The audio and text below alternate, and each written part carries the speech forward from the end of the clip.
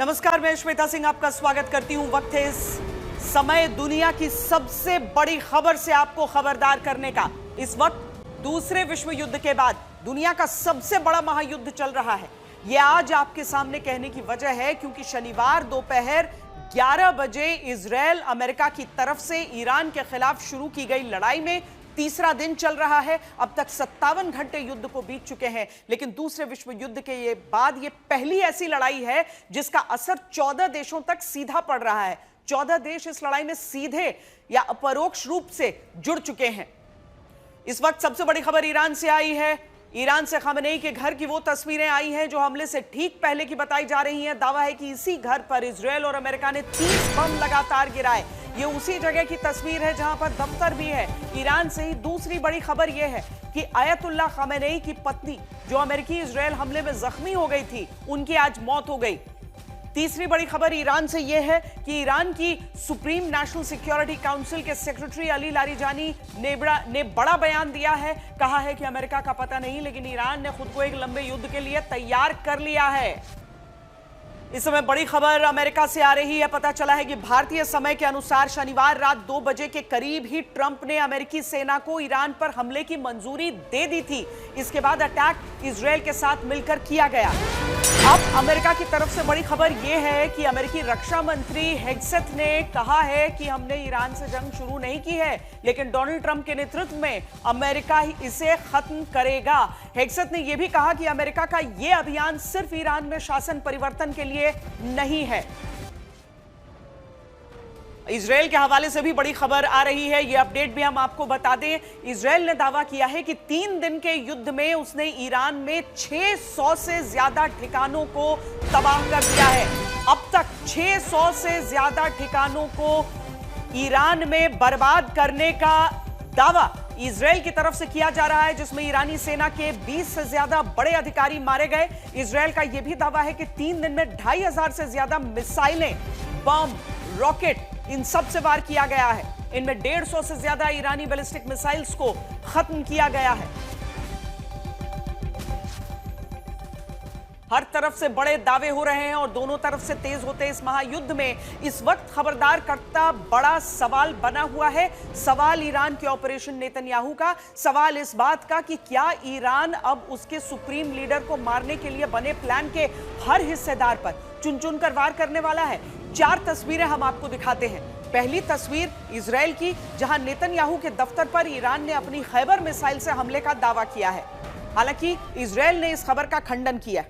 दूसरी तस्वीर अमेरिका को जवाब देने की है, जहां खाड़ी देशों में अमेरिकी सैन्य बेस पर ताबड़तोड़ हमला ईरान की तरफ से मिसाइलों और ड्रोन से हो रहा है। तीसरी तस्वीर देखिए, सऊदी अरब की है ये, जहां सबसे बड़ी जो तेल रिफाइनरी है उस पर हमला ईरान ने किया है, क्योंकि सऊदी अरब की भूमिका इस युद्ध में ईरान के लोग संदिग्ध मान रहे हैं।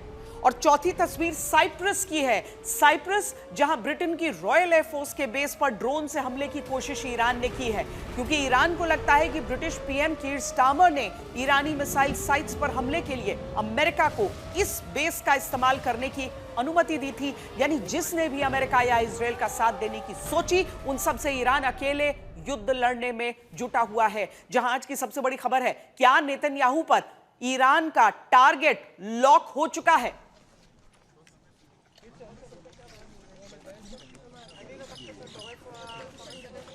नेतन्याहू के दफ्तर पर हमले की जो खबर आई है उसके बाद से यह पहली तस्वीर आप देख रहे हैं। हालांकि इजरायल में जितने भी बड़े अधिकारी हैं, प्रधानमंत्री समेत, वो अलग अलग जगहों पर जहां पर भी आक्रमण हो रहा है वहां का जायजा लेने स्वयं जाते हैं। और स्वयं जाने का मतलब बहुत बड़ा होता है ये कि इजरायल खुलकर डटा हुआ है और उसे किसी तरह का नुकसान नहीं पहुंचा है। जहां पर अगर किसी नागरिक इलाके में कोई नुकसान है तो उसमें एक तरीके से कॉन्फिडेंस बढ़ाने के लिए भी ये सभी नेता जाते हैं। अब इजरायल की एक ऐसी साइट जहां पर ईरान की एक मिसाइल से हमला हुआ है, वहां की ये तस्वीर आप देख रहे हैं। इस समय ईरान की तरफ से दावा है कि नेतन्याहू उनके निशाने पर है। इजरायल कहता है नेतन्याहू या उनके कार्यालय को नुकसान नहीं है। और उसके बीच ये तस्वीर जहां पर जायजा लेने के लिए बेंजामिन नेतन्याहू पहुंचे हुए हैं। टूटी हुई इमारतें आप देख सकते हैं यहां पर। हालांकि खबर यह भी आती रही कि वहां पर जो कुछ ऐसे हिस्से हैं जहां पर ईरानी मिसाइलें गिरने में कामयाब हुई हैं, उनमें से एक मिसाइल अब प्रधानमंत्री कार्यालय वाली बात, जिसका दावा खैबर मिसाइल के जरिए आक्रमण का ईरान कर रहा है, क्योंकि आईडीएफ और इजराइल की तरफ से उसका खंडन आ चुका है। इस सब के बीच बेंजामिन नेतन्याहू को आप मिसाइल हिट एक साइट पर इस समय देख रहे हैं। हमले वाली एक जगह पर बेंजामिन नेतन्याहू आपको दिख सकते हैं। समय समय पर हमास के साथ चलते युद्ध में भी अलग अलग मोर्चों पर वो इजराइल के सैनिकों के साथ दिखते हैं। यहां पर नागरिक इलाके की बात होती है तो वहां पर भी वो पहुंचे।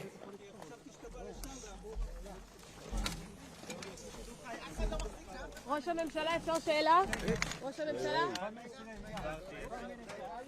ראש הממשלה? नेतन्याहू और ट्रंप के साथ ईरान ने और भी दुश्मन पर टारगेट लॉक कर लिया है। क्या खामेनेई की मौत का बदला नेतन्याहू को मारकर ही ईरान लेगा? क्या ईरान का दावा सच है कि उसने नेतन्याहू के दफ्तर पर मिसाइल अटैक कर दिया है? इन सवाल की वजह है ईरान की खैबर मिसाइल, जिसका पूरा नाम है खैबर शेकन मिसाइल। ईरान की सबसे आधुनिक और शक्तिशाली मध्यम दूरी की बैलिस्टिक मिसाइल में से एक। इसका नाम 7वीं सदी की खैबर की लड़ाई से जुड़ा हुआ है। कहा जाता है कि इसके विशेष रूप से दुश्मन के हवाई रक्षा तंत्र को चकमा देने के लिए डिजाइन किया गया, जिसकी रेंज 1450 किलोमीटर है, जो ईरान से इजराइल तक आसानी से पहुंच सकती है और 1500 किलो विस्फोटक ले जा सकती है।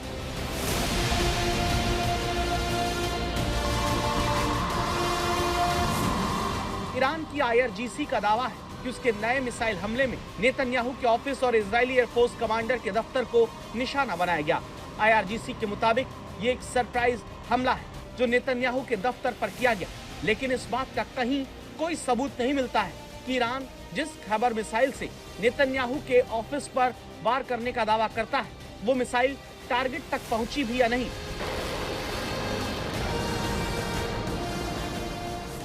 इस बीच दो तस्वीरों पर ध्यान देना जरूरी है। एक तरफ ईरान का दावा है जो कहता है कि खैबर मिसाइल से नेतन्याहू के ऑफिस पर अटैक किया गया। दूसरी तरफ युद्ध के 40 घंटे के भीतर ये खबर आई कि इजराइल का स्टेट प्लेन बर्लिन शिफ्ट कर दिया गया। फ्लाइट रडार डेटा के आधार पर जर्मन प्रेस एजेंसी डीपीए के मुताबिक ये दावा हुआ कि शनिवार को युद्ध शुरू होते ही वो स्पेशल बोइंग 767, जिसका इस्तेमाल इजराइल के राष्ट्रपति और प्रधानमंत्री करते हैं, वो बर्लिन पहुंचा दिया जाता है। तो सवाल उठा, क्या नेतन्याहू भी सुरक्षित कहीं और चले गए?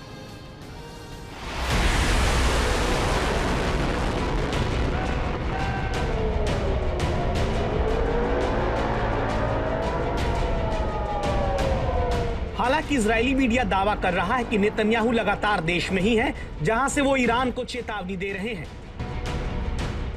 लेकिन अगर ईरान दावा करता है कि वो खैबर मिसाइल से नेतन्याहू के दफ्तर को निशाना बनाने में जुटा है, तो क्यों ना ये माना जाए कि आगे भी वो ऐसा कर सकता है, जिसके बाद युद्ध का अंत फिर कहां होगा कोई नहीं जानता।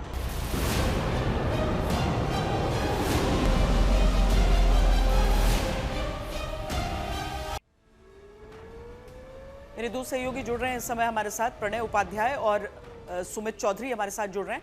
और हालांकि अलग अलग पहलू हैं प्रणय, लेकिन सबसे पहला पहलू जिसका जिक्र हम करना चाहते हैं और जिसके साथ खबरदार करते हुए शुरुआत हमने की है, नेतन्याहू को टारगेट करना। हालांकि ईरान ने अपना दावा किया, इजराइल ने अपनी तरफ से एक स्पष्टीकरण दिया, लेकिन कितना आसान कितना मुश्किल हो सकता है? देखिए, इजराइल का भूगोल, आप वहां जा चुकी हैं, सुमित भी गए हैं, मैं भी गया हूं, हमें पता है कि इजराइल का भूगोल क्या है। इजराइल के पास बहुत ज़्यादा स्ट्रेटेजिक डेप्थ नहीं है। आपको याद होगा पिछली बार जब 12 दिन की लड़ाई हुई थी, उस दौरान भी हाइफा के करीब नेतन्याहू का जो निजी आवास है उसको निशाना बनाते हुए वार किया गया था। इजराइल में ईरान ये दिखाने की कोशिश कर रहा है कि नेतन्याहू भी उनकी जद में हैं, उनके निशाने पर हैं। और ये जो मिसाइल आज दागी गई थी, एमाद और गद्र, ये अभी तो हाइपरसोनिक मिसाइल हैं, ये मीडियम रेंज की बैलिस्टिक मिसाइल हैं। ईरान ये बताने की कोशिश कर रहा है कि उसके पास अभी उसका न तो मिसाइलों का जखीरा खत्म हुआ है, न उसकी जो सेकंड स्ट्राइक कैपेबिलिटी है वो खत्म हुई है। लेकिन उसके बाद ये मैसेजिंग का खेल कैसे युद्ध के मैदान में चलता है श्वेता, कि आप देखिए कि तस्वीरें सामने आती हैं, उसी जगह पर जहां मिसाइल गिरी है वहां पर बेंजामिन नेतन्याहू जाते हैं, जायजा लेते हुए वो तस्वीर सामने आती है और वो दिखाने की कोशिश कर रहे हैं कि इन सारी चीजों से हम न तो रुकने वाले हैं न डरने वाले हैं। तो एक पूरी युद्ध के मैदान के अंदर एक मैसेजिंग का खेल जो है वो दोनों तरफ से चल रहा है, एक नैरेटिव की लड़ाई चल रही है, इसे आप साइऑप्स भी कह सकते हैं, लेकिन ये बताने की कोशिश कर रही है कि अभी न तो कोई झुकने के लिए तैयार है न कोई रुकने के लिए तैयार है। और सुमित, ये खैबर मिसाइल, देखिए खैबर मिसाइल के बारे में भी मीडियम रेंज की मिसाइल जरूर है, लेकिन आप मानिए जब आप एक पूरे के पूरे आप कह सकते हैं कि बैराज ऑफ मिसाइल्स दागते हैं, तब ये निश्चित तौर पर सारी की सारी मिसाइलों को इंटरसेप्ट कर पाना किसी भी एयर डिफेंस सिस्टम के लिए बहुत ज्यादा दिक्कत होता है। और अभी क्योंकि लगातार हम ये बात कर रहे हैं कि हमने बेरशेवा के अंदर देखा, बेरशेवा के अंदर लगातार जो इजराइल पर मिसाइल दागी गई उससे नुकसान कैसा हुआ है ईरान की तरफ से, यह भी लगातार असेसमेंट किया जा रहा है। और यही वजह है कि इजराइल ये मानता है कि देखिए अगर ईरान ने भी अपनी बड़ी मिसाइलें, बैलिस्टिक मिसाइलों का जखीरा ऐसे ही लगातार टारगेट करना शुरू किया तो निश्चित तौर पर इजराइल में बहुत ज्यादा नुकसान होने की आशंका है। और इजराइल को यह अंदेशा है कि अगर अभी ईरान के ज्यादा से ज्यादा अटैक नहीं किए गए, उनके ऐसे बैलिस्टिक मिसाइलों के कमांड एंड कंट्रोल सिस्टम बर्बाद नहीं किए गए, तो फिर नुकसान इजराइल को ज्यादा झेलना पड़ेगा। और इस सब के बीच इजराइल की तरफ से एक प्रेस रिलीज भी जारी की गई जिसमें यह बताया गया कि हथियारों का जखीरा इजराइल में टेल अवीव पहुंच चुका है और उन्होंने कहा कि हम अपने आप को मजबूत लगातार कर रहे हैं। अब नेतन्याहू पर हमला करने की कोशिश पहले भी की गई है, लेकिन ईरान या दूसरे दुश्मन कभी कामयाब हो नहीं पाए। 19 अक्टूबर 2024 याद करिए, जब इजरायली प्रधानमंत्री बेंजामिन नेतन्याहू के घर की ओर एक ड्रोन लॉन्च किया गया जो उत्तरी इजरायली शहर कैसरिया में है, लेकिन प्रधानमंत्री नेतन्याहू ये ड्रोन अटैक में बच जाते हैं क्योंकि उस वक्त वो वहां पर थे नहीं। इसके अलावा जून 2018 में इजरायली सेना ने पूर्वी जेरूसलम के एक आदमी को गिरफ्तार किया जिस पर इस साल की शुरुआत में सीरिया के एक आतंकवादी संगठन के प्लान के तहत नेतन्याहू को मारने की योजना बनाने का शक था।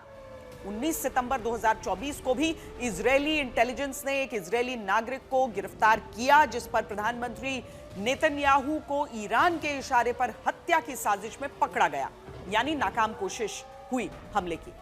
23 जुलाई 2025 को भी इजरायल में पुलिस ने प्रधानमंत्री नेतन्याहू के सुरक्षा इंतजामों की जासूसी करने हत्या की साजिश में शामिल होने के मामले में एक संदिग्ध को पकड़ा था। यानी कोशिश भले होती रहे लेकिन कभी कोई सीधे वार नेतन्याहू पर नहीं कर पाया। तो इसकी बड़ी वजह इजरायल की एजेंसियां हैं जिनकी ताकत दुनिया जानती है। ईरान के हमले नहीं रुक रहे। लगातार दूसरे दिन ईरान ने कतर में अमेरिकी सैन्य अड्डे पर मिसाइल और ड्रोन से हमला किया। कतर में अमेरिका का बड़ा बेस है। ईरान के हमले बहरीन में भी हो रहे हैं जहां पर अमेरिकी दूतावास को बंद कर दिया गया है। इससे पहले कुवैत में अमेरिकी दूतावास को बंद कर दिया गया था। दुनिया भर के अलग अलग हिस्सों से इस तरह की तस्वीरें आती हैं। विरोध प्रदर्शन जारी है। जो इसकी जद में जो प्रॉक्सीज की जद में आ सकते हैं वहां पर भी वहां तो हवाई हमले का भी खतरा है। तो ये सारी चीजें देखते हुए दुनिया भर में अलर्ट है। न केवल अमेरिका और इजरायल के जो दूतावास हैं बल्कि ईरान को लेकर भी उस तरह की तैयारियां हैं। लेकिन प्रणय, इस सब के बीच जो हम एजेंसियों की बात कर रहे हैं ना, कि जब तक इजरायल की वो एजेंसियां हैं, इजरायल की वो तैयारी है, तब तक बेंजामिन नेतन्याहू को छू पाना संभव नहीं है उनके दुश्मनों के लिए। केवल ईरान तो आज की बात है, उसके इजरायल के दुश्मनों की, बेंजामिन नेतन्याहू के दुश्मनों की कमी नहीं है इस दुनिया में। बिल्कुल ठीक कह रही हैं आप। और इजराइल जो है एक अस्तित्व की लड़ाई के बीच में कैसे अपने आप को जिंदा रखना है, इसकी एक मिसाल है। किस तरीके से उसने अपनी सैनिक ताकत का इस्तेमाल किया है, किस तरीके से उसने अपना रक्षा तंत्र बनाया है, केवल आयरन डोम सिस्टम नहीं बल्कि अपने नेताओं की सुरक्षा का भी। और साथ ही मोसाद ने जिस तरीके से दुनिया के अलग अलग इलाकों के अंदर इजराइल के लिए खतरा बनने वाले लोगों के खिलाफ ऑपरेशन किए हैं, उसकी भी एक बहुत लंबी चौड़ी फहरिस्त है। अरब इजराइल वॉर से लेकर आप इतिहास जानती हैं पूरा कि किस तरीके से मल्टीपल फ्रंट के ऊपर लड़ना और लड़ने की तैयारी रखना और साथ ही अपने हितों को सुरक्षित रखना, ये इजराइल का एक कॉम्प्लेक्स ताना बाना है जिसको वो हमेशा इसके ऊपर चलते हैं। इसलिए आप कितना ही हमले होते रहे हो, चाहे हिजबुल्लाह ने किए हों, चाहे हमास ने किए हों, या हूथियों की तरफ से होते रहे हों, या फिर ईरान की तरफ से आई मिसाइलें हैं, कोई बड़ा साइजेबल डैमेज जो है वो अभी तक तो कम से कम इजराइल के अंदर नहीं हुआ है। लेकिन ये लड़ाई जो अब की बार हो रही है, ये काफ़ी जैसे आप स्टेट टू स्टेट कह सकते हैं। ये इससे पहले जो लड़ाई हुई है, या हमास की कह लीजिए, या हिजबुल्लाह का जो हमला था, उसके अंदर नॉन स्टेट एक्टर्स थे। लेकिन यहाँ पर ईरान है, ईरान की ताकत भी पूरी तरह से आप नकार नहीं सकते हैं। और ईरान ने ये पिछली बार भी दिखाया था कि कैसे आयरन डोम की जो अभेद छतरी है, उसको भी वो भेद पाता है। उसने कई जगहों को निशाना बनाया था। तो इसलिए अभी इस लड़ाई के अंदर जो नॉचेस अप हो रहे हैं, जैसे जैसे पारा बढ़ता जा रहा है, ऐसे में बहुत सारी चीजें जो हैं वो आगे भी सामने आ सकती हैं, जिसके अंदर टारगेटेड जो अटैक्स हैं वो और देखने को मिल सकते हैं। एक बड़ी खबर आ रही है इस समय, अब से कुछ देर पहले देखा था कि ट्रंप नाराज थे, इंग्लैंड में बेस नहीं इस्तेमाल करने दिया। अब स्पेन से भी ये खबर आ रही है कि स्पेन से कहा गया कि बेस का इस्तेमाल करना चाहते हैं, लेकिन अमेरिका को उस बेस के इस्तेमाल से स्पेन ने रोका है। ईरान के खिलाफ ऑपरेशन करने से यूएसए को स्पेन ने अपने बेस के इस्तेमाल से रोका है। कारण कई हो सकता है। अब इसमें ऐसा नहीं है कि ईरान का समर्थन या इजराइल यूएस का समर्थन, बल्कि इसमें सीधी सी बात हो जाती है कि जिस तरीके से ईरान पलटवार कर रहा है, हर तरफ गोले बारूद उसके जा रहे हैं, उस सब के बीच स्पेन की तरफ से इनकार किया गया है कि हमारा बेस आप नहीं इस्तेमाल कर सकते हैं ईरान पर हमले करने के लिए। ये अपडेट्स भी हम आपको दे रहे हैं और इसके साथ ही आपको बताएं कि इजराइल हमेशा अपने दुश्मनों को रणभूमि में चौंकाता है। 2 साल पहले पेजर बम से किस तरीके से हिजबुल्लाह के आतंकियों को इजराइल ने मारा था, सफाया कर दिया था उनका। ईरान के साथ युद्ध में भी इजराइल ने साइबर वॉरफेयर की ताकत दिखाई है। एक धार्मिक ऐप से ईरान की मौजूदा सरकार के खिलाफ लोगों को सड़कों पर निकलने के संदेश पहुंचाए हैं। देखिए, इजराइल युद्ध को हमेशा कई स्तर पर लड़ता है। ईरान के मामले में भी उसकी तरफ से साइबर और मनोवैज्ञानिक अभियान चलाया जा रहा है। शनिवार को जिस वक्त खामनेई को मारने के लिए बमबारी की जा रही थी, तभी माना जाता है कि इजराइल ने साइबर हमला भी किया। मतलब जब शनिवार की सुबह अमेरिका और इजराइल मिलकर खामनेई को मारने के लिए हमला कर रहे थे, तभी लाखों ईरानियों ने अपने फोन पर एक मैसेज देखा। ये मैसेज बादे सबा ऐप पर आया, जिसमें लिखा था, मदद आ गई है, बदले का समय आ गया है। शासन की दमनकारी ताकतों को ईरान के निर्दोष लोगों के खिलाफ उनके क्रूर और निर्दयी कृत्यों का खामियाजा भुगतना पड़ेगा। जो कोई भी ईरानी राष्ट्र की रक्षा और संरक्षण में शामिल होगा, उसे माफी दी जाएगी। ईरान के लोगों को ये सारे मैसेज किसी मस्जिद, सरकार या समाचार चैनल से नहीं आए, बल्कि ईरान में सबसे ज्यादा इस्तेमाल होने वाले इस्लामी प्रार्थना ऐप के जरिए आए। ये सारे मैसेज इस्लामी प्रार्थना ऐप बादे सबा कैलेंडर से आए थे, जिसका इस्तेमाल इजराइल ने एक साइबर और मनोवैज्ञानिक हथियार के रूप में किया। To the great proud people of Iran, I say tonight that the hour of your freedom is at hand. Stay sheltered, don't leave your home. It's very dangerous outside. Bombs will be dropping everywhere. When we are finished, take over your government. It will be yours to take. This will be probably your only chance for generations. देखने में बादे सबा साधारण धार्मिक app है, जो इस्लामी calendar दिखाता है, जो दिन की 5 नमाजों के लिए रिमाइंडर भेजता है और लॉक स्क्रीन पर सीधे अजान की आवाज भेजता है। इसके अलावा ये पैगंबरों के जन्मदिन, शहादत की सालगिरह और धार्मिक त्योहार जैसे बड़े जरूरी इस्लामी अवसरों को भी बताता है। ये एक ऐसा ऐप है जिस पर लोग भरोसा करते हैं, दिन में 5 बार इसे चेक करते हैं और कभी इस पर सवाल नहीं उठाते। अकेले गूगल प्ले पर ही इसके 50 लाख से ज्यादा आधिकारिक डाउनलोड दर्ज हैं। तो ये हैकिंग उस समय हुई जब अमेरिकी और इजराइल मिसाइलें ईरान में कहर बरपा रही थी। इसी दौरान एक प्रार्थना ऐप जो हर आयु वर्ग के लोगों तक ईरान में पहुंच रखता है, वो ईरान की सरकार के खिलाफ इजराइल का हथियार बन गया। America is backing you with overwhelming strength and devastating force. Now is the time to seize control of your destiny and to unleash the prosperous and glorious future that is close within your reach. This is the moment for action. Do not let it pass. सबसे महत्वपूर्ण बात यह है कि एक घरेलू app होने के नाते ये ईरान के अत्याधुनिक सुरक्षित इंटरनेट में स्वतंत्र रूप से काम करता है। इंटरनेट की उस सुरक्षित फायरवॉल को भेदने में कामयाब रहता है, जो इस तरह के मैसेज को कभी एंट्री ही नहीं देता।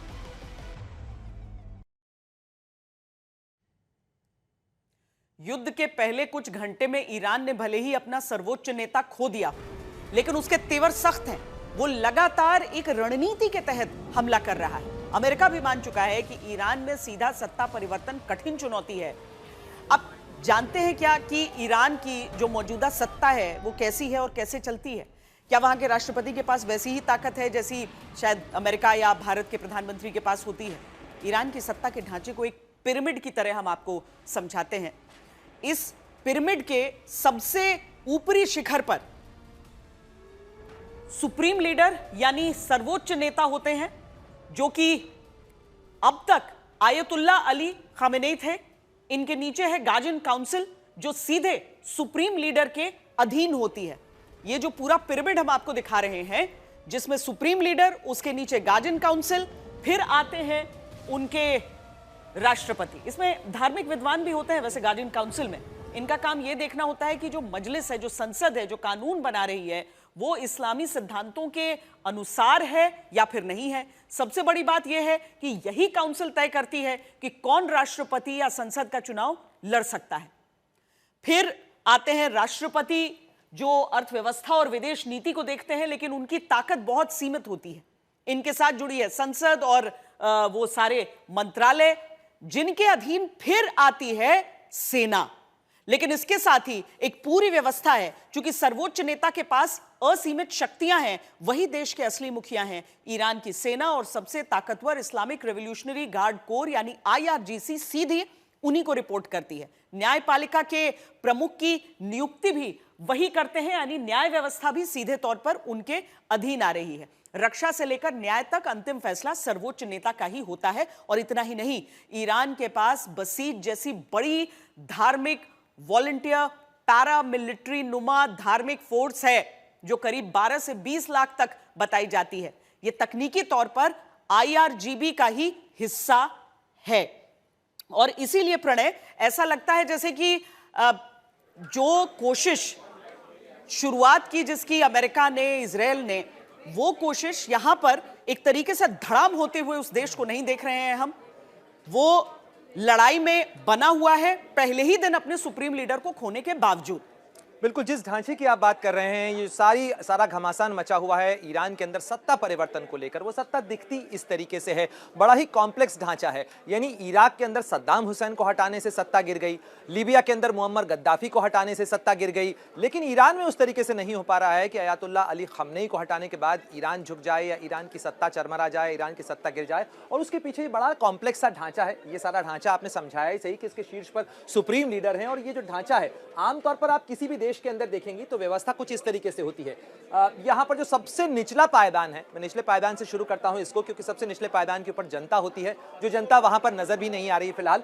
लेकिन ये जनता जो है वो संसद में चुनती है। 4 साल के लिए संसद चुनी जाती है, 4 साल के लिए राष्ट्रपति का चुनाव होता है ईरान के अंदर। और उसके बाद यहां से गार्जियन काउंसिल ही तय करती है कि किस तरीके से यहां पर राष्ट्रपति का चुनाव किया जाएगा। जुडिशरी व्यवस्था सब कुछ सुप्रीम लीडर ही तय करता है। लेकिन ये ताना बाना इतना कॉम्प्लेक्स बनाया गया है कि यहां पर एक लीडर के हट जाने से ये ढांचा चरमराता नहीं है। साथ ही इसके अंदर जो रिवोल्यूशनरी गार्ड है, यानी वो लोग जिन्होंने इस्लामिक क्रांति के दौरान सुप्रीम लीडर के साथ में आयतुल्ला खुमैनी के साथ में ये लड़ाई लड़ी थी, वो अब रिवोल्यूशनरी गार्ड के नेता हैं। और यही जो है ताकत का सबसे बड़ा केंद्र है। यानी सुप्रीम लीडर राष्ट्रपति से भी ज्यादा ताकतवर होता है रिवोल्यूशनरी गार्ड का जो कमांडर होता है, यानी मेजर जनरल कासिम सुलेमानी का नाम आपको याद होगा, वो इसीलिए। और साथ ही जो बसीज है, ये एक बड़ी यूनिक सी व्यवस्था है ईरान की, जहां पर ये वॉलंटरीली रिलीजियस जो आर्मी है वो है, एक ऐसी पैरामिलिट्री फोर्स है जिसके पास ताकत भी है, जो धार्मिक रूप से अपनी निष्ठाएं सुप्रीम लीडर के प्रति रखती है।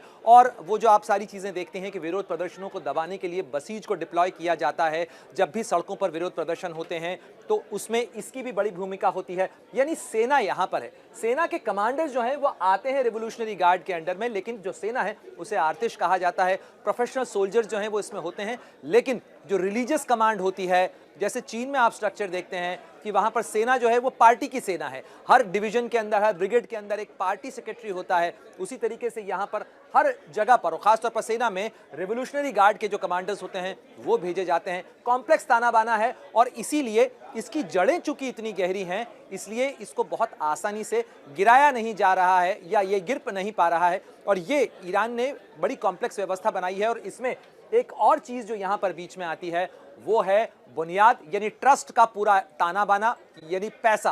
Back to you Shweta.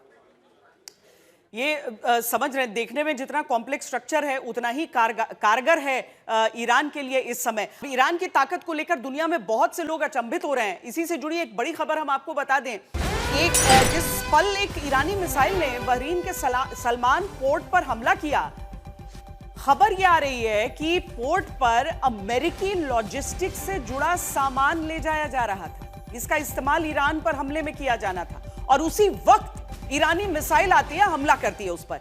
ये तस्वीर के साथ हम बहरीन पोर्ट पर हमले की तस्वीर दिखा रहे हैं। बहरीन पोर्ट पर जब वो मिसाइल आकर गिरा, उस समय अमेरिकी लॉजिस्टिक्स का सामान यहां से जा रहा था मदद के लिए। अब ये कैसे संभव है वो सोचिए सुमित। क्या संयोग कहें या कहें कि ईरान की तैयारी को शायद उसके दुश्मनों ने थोड़ा कम करके आंका।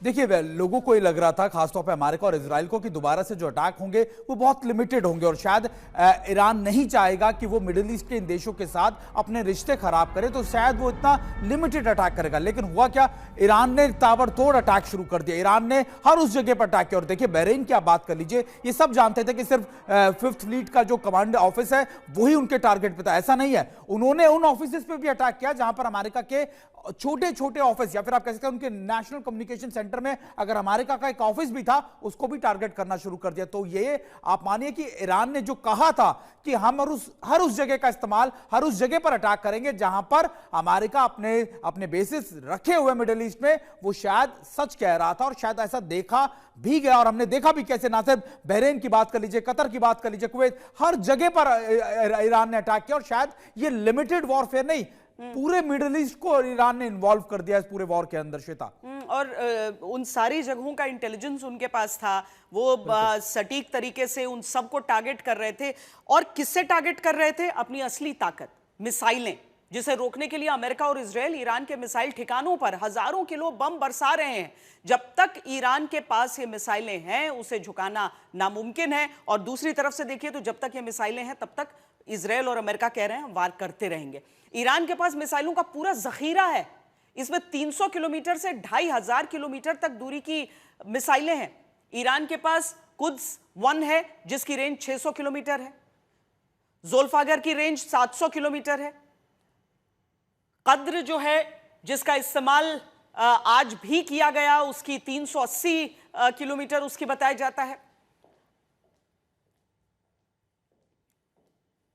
अब ये पूरा आप दिखाइए, देखिए ईरान का जो मिसाइल का जखीरा है, जिसमें मिसाइल कितने डिस्टेंस तक हिट कर सकती है, उसको आप समझने के लिए आप केंद्र बिंदु यहां पर रखकर समझिए कि वो गोलाई में अपने चारों तरफ के देशों पर कितनी दूरी तक वो वार कर सकते हैं। यानी कि उसका निशाना तो इजराइल पर रहता है, उसके आगे भी यूरोप के काफी हिस्से तक वो जा सकता है, इधर मिडिल ईस्ट में कहां तक जा सकता है। अब कद्र 380 जो है वो 1000 किलोमीटर तक वार करने में सक्षम है। जो शहाब 3 है वो 1300 किलोमीटर उसका दायरा है। इमाद 1700 किलोमीटर तक वार कर सकता है। खुर्रम शहर जो है वो 2000 किलोमीटर तक, गादर जो है वो 2000 किलोमीटर तक, सेजिल जो है वो 2000 किलोमीटर, और सोमार जो उसकी मिसाइलें हैं वो 2500 किलोमीटर तक मार कर सकती हैं। और इसीलिए ईरान की जो ये मिसाइलें हैं उसकी जद में उसके कितने दुश्मन और उसकी जद में जो देश आ रहे हैं वो सब घबरा रहे हैं कि अगर अमेरिका ने उन बेसेस का इस्तेमाल किया या फिर वहां से आक्रमण हुआ तो फिर ईरान के गुस्से, ईरान के प्रकोप और ईरान की मिसाइलों की जद में वो भी आ सकते हैं, उन पर भी प्रहार किया जा सकता है।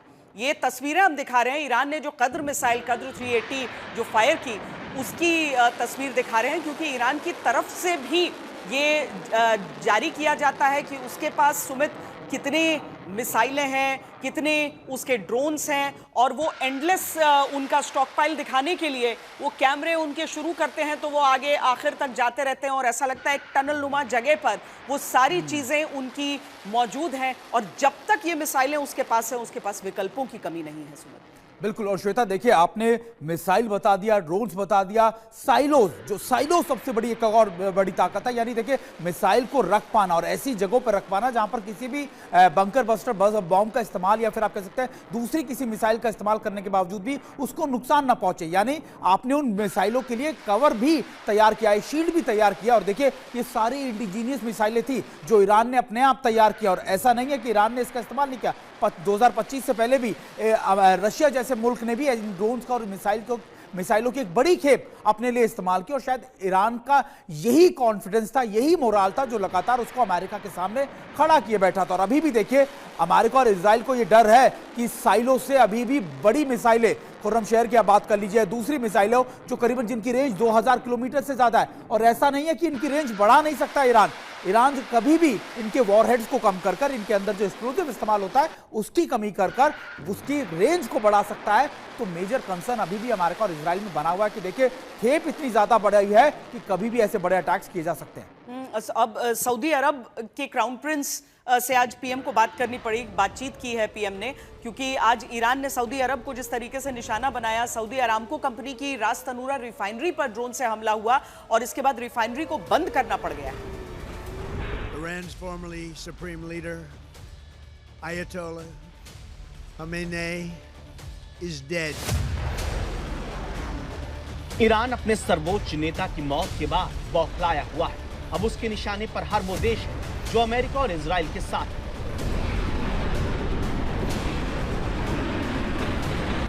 सऊदी अरब में उठता यह धुआं पूरे पश्चिम एशिया को खबरदार कर रहा है कि आने वाले दिनों में ईरान के इंतकाम की आग चारों तरफ फैलेगी। इजराइल, अमेरिका और ईरान के बीच में जंग की आग तीसरे दिन सऊदी अरब तक पहुंच गई है।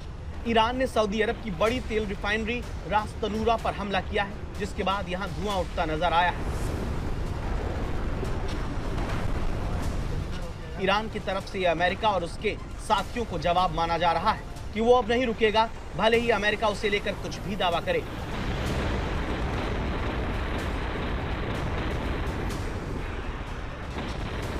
We have hit hundreds of targets in Iran, including Revolutionary Guard facilities, Iranian air defense systems. Just now it was announced that we knocked out 9 ships plus their naval building, all in a matter of literally minutes. Saudi Arab के सरकारी TV के मुताबिक drone हमले के बाद Saudi Aramco company की रास तनूरा refinery को कुछ समय के लिए बंद कर दिया गया। ये रिफाइनरी दमाम के पास बनी है। ईरान के इस हमले से जुड़े अलग अलग वीडियो सामने आ रहे हैं जो ईरान की ड्रोन पावर के बारे में काफी कुछ बताते हैं। सऊदी अरब की तरफ से बताया गया है कि उसने ईरान के 2 ड्रोन को मार गिराया, लेकिन उनके मलबे गिरने से तेल रिफाइनरी में भी आग लग गई। दुनिया भर के बाजार पहले ही इस लड़ाई से हिल चुके हैं। तेल की कीमतें आसमान छू रही हैं। ऐसे वक्त में रास तनूरा तेल रिफाइनरी पर ड्रोन हमला अच्छे संकेत नहीं। यह हमला बताता है कि ईरान के इंतकाम की आग से तेल नहीं बचेगा, क्योंकि सऊदी अरब से पहले कुवैत की अहमदी तेल रिफाइनरी पर ड्रोन हमला हुआ। समय रहते ड्रोन को नष्ट कर दिया गया, लेकिन उसका मलबा गिरने से 2 कर्मचारी घायल हो गए। इससे पहले Iran, UAE, Bahrain, Qatar, Kuwait जैसे देशों में अमेरिकी सैन्य ठिकानों को निशाना बना चुका है। ईरान के जवाबी हमलों के बाद सवाल उठ रहा है, आखिर वो दुश्मन से ज्यादा उसके हिमायतियों पर क्यों गुस्सा है? इसका जवाब एक्सपर्ट ये देते हैं कि इजराइल की तुलना में इन देशों पर हमला करना आसान है और पलटवार का खतरा कम। ईरान के हमले से ये लोग जल्द से जल्द सीज फायर की मांग करेंगे। इसके लिए डोनाल्ड ट्रंप पर दबाव डालेंगे, क्योंकि ये देश दूसरे देशों की लड़ाई की वजह से अपना आर्थिक नुकसान और अपनी जमीन पर उथल पुथल नहीं चाहते। अब ये सैटेलाइट तस्वीर देखिए जो सऊदी अरब में खड़े अमेरिकी लड़ाकू विमानों की है। इसके अलावा जिस तरह से ईरान पर अमेरिकी हमले में सऊदी अरब को लेकर दावे हुए, उससे भी ईरान नाराज है और सऊदी अरब से लेकर यूएई को निशाना बना रहा है। अरामको पर हमले से पूरे मिडिल ईस्ट में हड़कंप मचा हुआ है। इसकी वजह इस रिफाइनरी की ताकत है। सऊदी अरामको दुनिया की सबसे बड़ी तेल और गैस कंपनियों में से एक है। यह सऊदी अरब सरकार के स्वामित्व में है। सऊदी अरब की अर्थव्यवस्था काफी हद तक इसी कंपनी की आय पर निर्भर करती है। अरामको प्रतिदिन लाखों बैरल कच्चे तेल का उत्पादन करते हैं, जिससे यह वैश्विक ऊर्जा बाजार की प्रमुख आपूर्तिकर्ता बन गई है। आरामको केवल कच्चे तेल का उत्पादन ही नहीं करती बल्कि रिफाइनिंग, पेट्रोकेमिकल्स और प्राकृतिक गैस के क्षेत्र में भी सक्रिय है। 2019 में कंपनी ने शेयर बाजार में अपना आईपीओ लॉन्च किया, जिसे इतिहास का सबसे बड़ा आईपीओ माना गया था। और अब इस समय की सबसे बड़ी खबर जो आ रही है, ईरान के परमाणु ठिकाने से जुड़ी हुई। इस्फहान के सेंट्रल शहर में न्यूक्लियर फैसिलिटी और एयरबेस के एरिया से जोरदार धमाकों की आवाज सुनी गई है। ईरानी न्यूज के हवाले से यह खबर आई है। सुबह भी ईरान ने दावा किया था कि उसके परमाणु ठिकाने को निशाना बनाया जा रहा है। नतांज की वो खबर आई थी। हालांकि आईएईए ने इस बात से इनकार किया था कि कोई हमला हुआ है, लेकिन अब फिर परमाणु ठिकाने पर अटैक की बात ईरानी न्यूज के हवाले से की जा रही है। सुबह भी एक हमला, जिसके बाद अब इस्फहान की भी ये बात सुमित, और बहुत चिंताजनक ये सारी चीजें। ईरान के एटमी संयंत्रों के पास धमाके की आवाज की खबर है। देखिए बिल्कुल, और श्वेता देखिए, सिर्फ वहां पर सिर्फ यूरेनियम इनरिचमेंट प्लांट नहीं है, वहां पर लगातार आईआरजीसी के जो आपके साथ एयर डिफेंस यूनिट है इन्फेंट्री के, वो वहां पर मौजूद है। आईआरजीसी ने सबसे ज्यादा जो बैलिस्टिक मिसाइल के लॉन्चर्स है वो इस्फहान के आसपास लगा रखे हैं, और यही वजह है कि इजराइल के नेक्स्ट टारगेट पर ये सारी लोकेशन थी। देखिए ये बात तो तय थी कि 2025 में जब लगातार उन्होंने इन न्यूक्लियर साइट्स पर अटैक किए थे, उसके बाद से कई यूरेनियम इनरिचमेंट्स को उन्होंने ईरान ने शिफ्ट कर दिया था अलग अलग लोकेशंस में, लेकिन उन इलाकों में उन्होंने बैलिस्टिक मिसाइल के नए लॉन्चर्स को डिप्लॉय कर दिया था। वहां पर लगातार अपने डिफेंस सिस्टम्स को टारगेट एस्टेब्लिश कर दिया था। तो शायद अब इजराइल और अमेरिका के टारगेट पे वही लोकेशन है, क्योंकि इस बार उनकी तैयारी 8 महीने के बाद ज्यादा प्रभावी है। वो चाहते हैं कि देखिए इस्फहान और नतांज और फोर्दो तीनों पर बड़े अटैक्स किए जाएं, और ये कोशिश की जा रही है कि देखिए कम से कम ना ही सही न्यूक्लियर इनरिचमेंट साइट्स पर बड़ा प्रभाव पड़े ना पड़े, लेकिन रॉकेट लॉन्चर्स को, मिसाइलों के बेसिस को जरूर नुकसान पहुंचाया जा सके।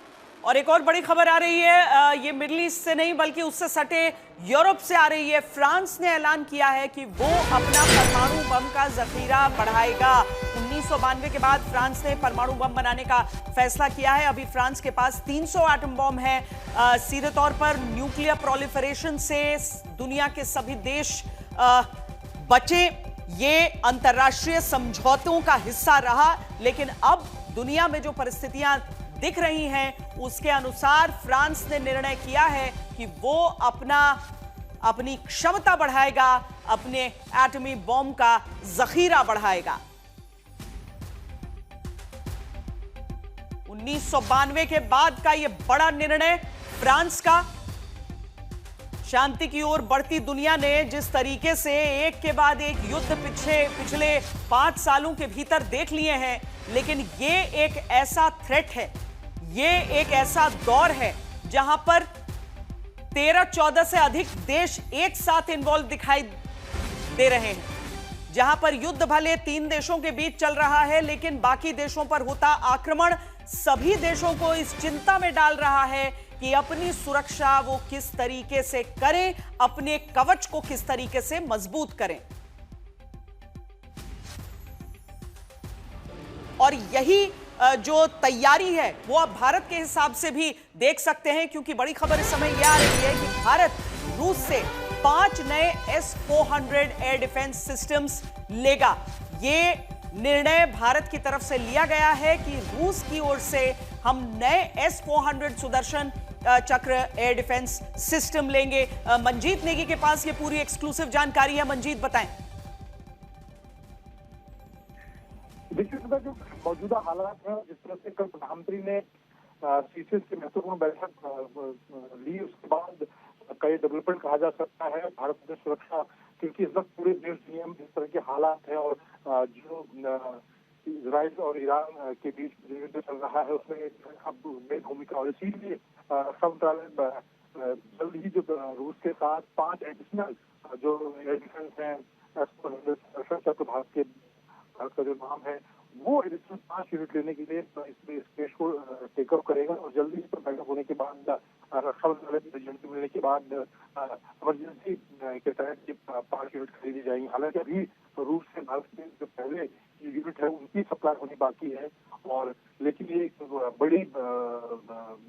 बड़ा डेवलपमेंट है जो इस वक्त पूरे एक तरह से दुनिया विश्व युद्ध की तरफ आगे बढ़ रही है। भारत को मजबूत करने के नहीं, लिए सही बात है मंजीत, क्योंकि अगर हम भारत की चुनौतियों को देखें तो एक तरफ तो सरहदों की रक्षा, सरहदों की सुरक्षा, तो आमतौर पर हमारी ये धारणा रह सकती है कि उन सरहदों तक हमें बिल्कुल अपनी एयर डिफेंस को मजबूत रखना है। लेकिन अभी जो हो रहा है कि जो देश इन्वॉल्व नहीं भी है वहां पर भी आक्रमण, क्या भारत के आकार को देखा जाए तो हमारी जरूरत भी बड़ी हो जाती है?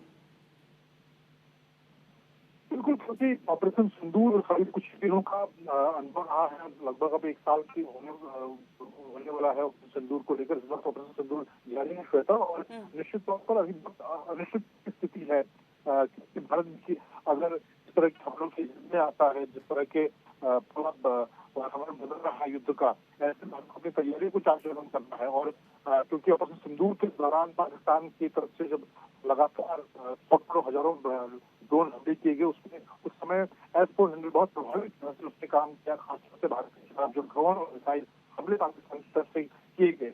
और बाकी एयर डिफेंस के मुकाबले में सबसे ट्रस्टेड बैटल की परिस्थितियों में, युद्ध की परिस्थितियों में इसने अपने दम को दिखाया है। बहुत शुक्रिया मंजीत नेगी इस पूरी जानकारी के लिए, क्योंकि नए S-400 की यह खरीद ऐसे वक्त में की जा रही है जब चीन का एयर डिफेंस हर जगह नाकाम साबित हुआ है। चीन का एयर डिफेंस सिस्टम ईरान में फेल साबित हुआ, और जिन भी देशों ने उससे मदद ली है उस रूप में, वहां पर उसकी विफलता साफ साफ दिखी है। चीन अपनी परेड में हथियारों की नुमाइश करके खुद को सैन्य महाशक्ति बताता है, लेकिन साल भर के अंदर 3 जंग ने दुनिया को चीन के हथियारों को लेकर खबरदार कर दिया। ईरान पर अमेरिका और इजराइल के हमले में चीन का HQ-9B एयर डिफेंस सिस्टम एक बार फिर कमाल साबित हुआ। ईरान की तस्वीरों ने बता दिया कि चीन के हथियारों पर भरोसे का मतलब हार है। तेहरान में ईरान ने चीन का HQ-9B एयर डिफेंस सिस्टम तैनात कर रखा था, फिर भी अमेरिकी F-35 स्टील्थ फाइटर तेहरान में बिना किसी मुश्किल के घुस गए और F-35 फाइटर जेट्स ने इसकी 6 बैटरी को नष्ट कर दिया। पिछले साल जून में इजरायली हमले के दौरान रूसी S-300 के नाकाम होने के बाद इसने चीन से HQ-9B सैम डिफेंस सिस्टम खरीदा था। चीन ने इस हथियार पर 260 किलोमीटर की रेंज का वादा किया था, लेकिन असली युद्ध के दौरान इसने अमेरिकी और इजरायली हथियारों के सामने सरेंडर कर दिया और एक भी इंटरसेप्ट नहीं कर सका। भारत ने भी चीन के HQ-9B एयर डिफेंस सिस्टम को तबाह करके इसकी पोल खोली थी। पिछले साल ऑपरेशन सिंदूर में 7 मई को भारतीय सेना ने हैरोप जोन से पाकिस्तान के लाहौर में HQ-9B एयर डिफेंस को तबाह कर दुनिया को हैरान कर दिया था। ऑपरेशन सिंदूर में न तो चीन का YLC-80 anti stealth radar Pakistan के सैन्य अड्डों पर भारतीय मिसाइलों को लेकर चेतावनी दे पाया, और न ही HQ-9B एयर डिफेंस भारतीय हमले रोकने में कामयाब हो पाया। इतना ही नहीं, पाकिस्तानी एयरफोर्स के चीनी JF-17 फाइटर से दागी गई PL-15E air to air missile लक्ष्य पर जाने से चूक गई और भारत ने उसे सही सलामत बरामद कर लिया। इसके रॉकेट मोटर और गाइडेंस सिस्टम में कमियां भी पाई गईं।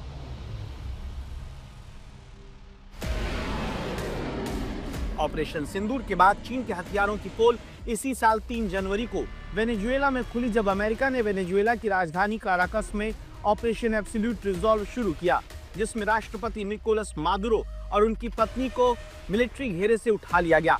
वेनेजुएला ने चीनी रक्षा कवच पर भरोसा किया था, लेकिन अमेरिकी हथियारों के सामने ये ताश के पत्तों की तरह बिखर गया। वेनेजुएला के एयर डिफेंस की रीढ़ कहे जाने वाले चीनी JY-27A metre wave anti stealth radar अंधे हो गए। HQ-9, सैम और HQ-12 कुछ नहीं कर पाए। चीनी हथियारों की कमजोरी की रही सही कसर ईरान पर अमेरिका और इजराइल के ताजा हमलों ने पूरी कर दी है।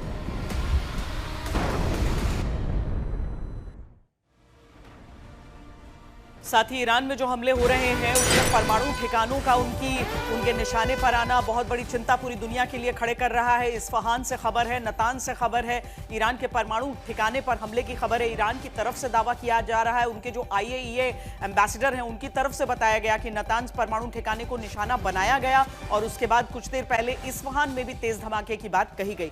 आप देखते रहिए आज तक।